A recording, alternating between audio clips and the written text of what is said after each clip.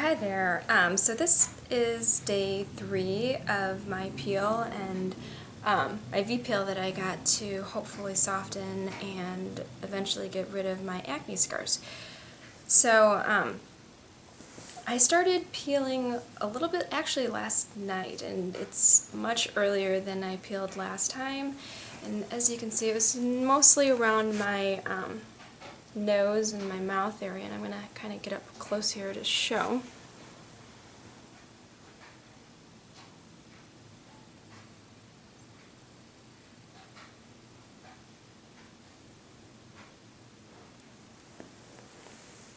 But surprisingly not too bad. I woke up this morning and I didn't have any itchiness like I did yesterday, and as you can see, my face actually isn't red at all, but I haven't experienced any redness. But as you can tell, and what you'll do through a lot of research, you'll notice that everybody's skin reacts differently to everything. Some people, it burns and stings, it itches, and it gets red, but luckily for me, it seems that the V-peel really worked well for me, as well as I didn't really have yet, knock on wood, any adverse reactions.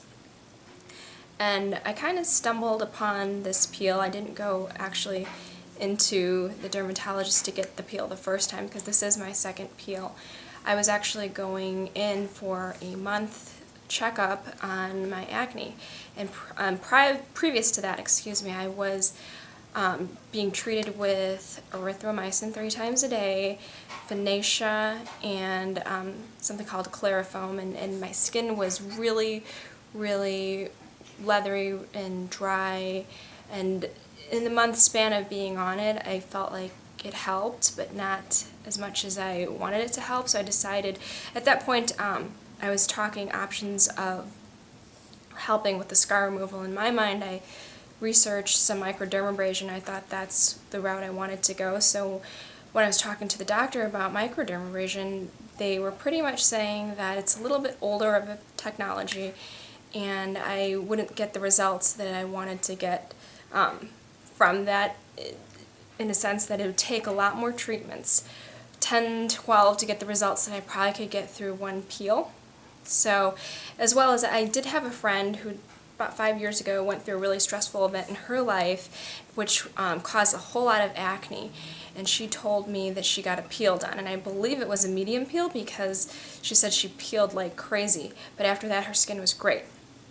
And but the catch was, I think she spent almost $1,200, and that was 5 years ago, for this type of peel. And when they presented the option for the peel, I was a little bit scared, but it was more of one of those spontaneous decisions to go ahead and do it because I'm impatient and I wanted to see some results. And I guess over the month of being on all that medication, I just wasn't at the point where I wanted to be or happy to be. And I found that going through this peel, because the first time I went through the peel, I still had some cystic acne on my cheek, and what I had noticed was that afterwards the cystic acne had shrunk and then eventually went away, and sometimes a lot quicker, a lot faster than it would have without using that, because sometimes I noticed with some of the cystic acne I was getting, it could take weeks. It seems like these bumps would just stay on your skin for a while. So I felt like it sped up the recovery of that, as well as just changed the texture of my skin. In addition, I will put a video up of what my skin looked like when I was done peeling, but in all fairness, it's really not the final result. So I think probably, because what happens is the first time I got the peel done,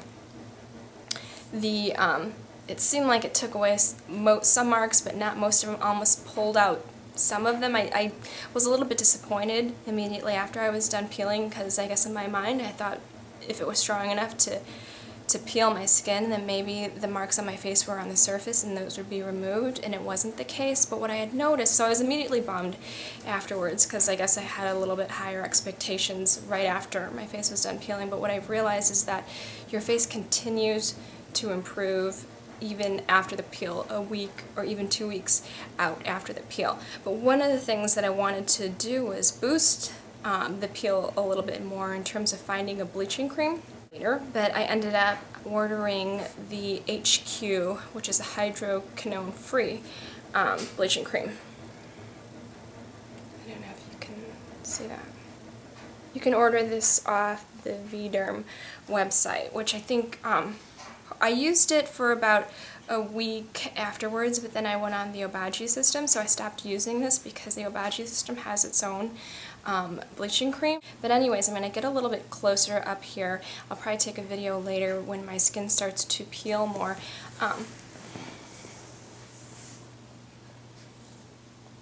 So I'm hoping that maybe some of these marks will fade or will peel off. I'm starting to have some peeling on my nose, on the bottom, and over here, and some over here. It's actually not too bad. The first time I had the peel done, I actually peeled mostly in the evening. So I actually stayed in the shower a little bit longer than I normally do, and I let my face get really, really steamy and moist, and then I went ahead and, with my Cetaphil cleanser, just kind of gently rubbed, and a lot of it came off by itself, and then a lot came off day 3 at night when I went to sleep. So I'll go ahead and hopefully do a video maybe later on, and if the peeling progresses, but I have a feeling that a lot of it will be at night, which is good, because it means that it's less time for you to look at it, and hopefully it'll peel faster and I'll have less downtime. But anyways, this is day 3, and thanks for watching. Bye.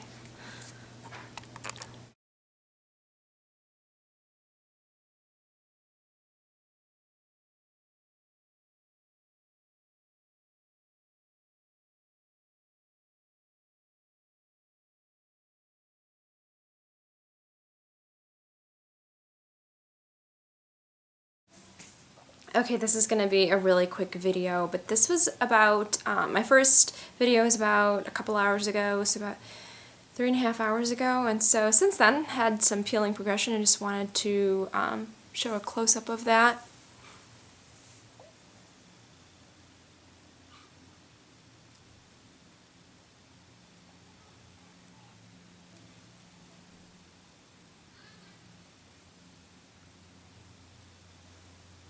So, as you can see, the peeling is underway, and might do a quick one later tonight to see if I start peeling any more, and that's about it. Yeah, thanks.